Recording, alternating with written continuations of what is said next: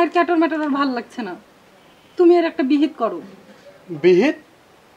কি বিহিত করব?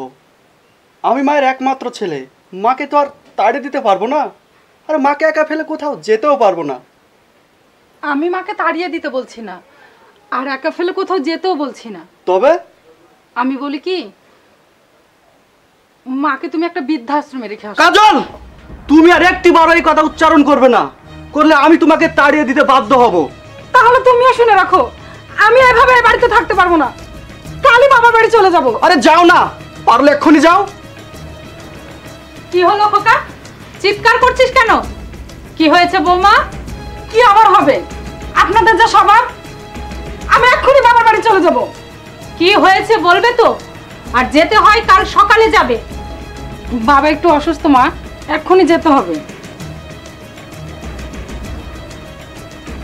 হ্যালো আঙ্কেল, আপনি একটু এখানে আসুন তো, আমি বাবার বাড়ি যাব।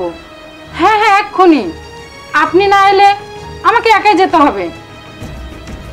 জি না না, আচ্ছা ঠিক আছে, জি জি, আচ্ছা রাখছি।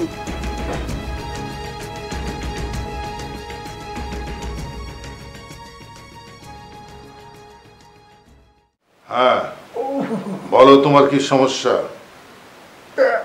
পেটে ব্যথা ডাক্তার সাহেব।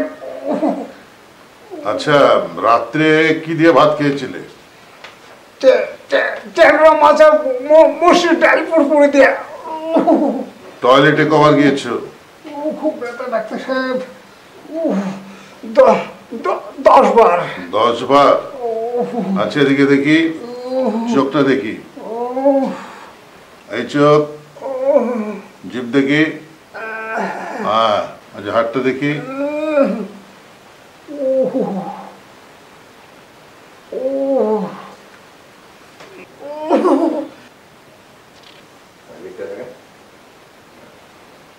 ব্যথা ডাক্তার সাহেব। আচ্ছা ঠিক আছে, নাও দেন ডাক্তার সাহেব। ফার্মেসি থেকে কিনে নাও। আমি ভালো মতো ডাক্তার সাহেব। ভালো না হলে আবার আসবে। আচ্ছা যাও, ঠিক মতো ওষুধগুলো খেয়েও। আচ্ছা ঠিক আছে। আসসালামু আলাইকুম। ওয়ালাইকুম আসসালাম।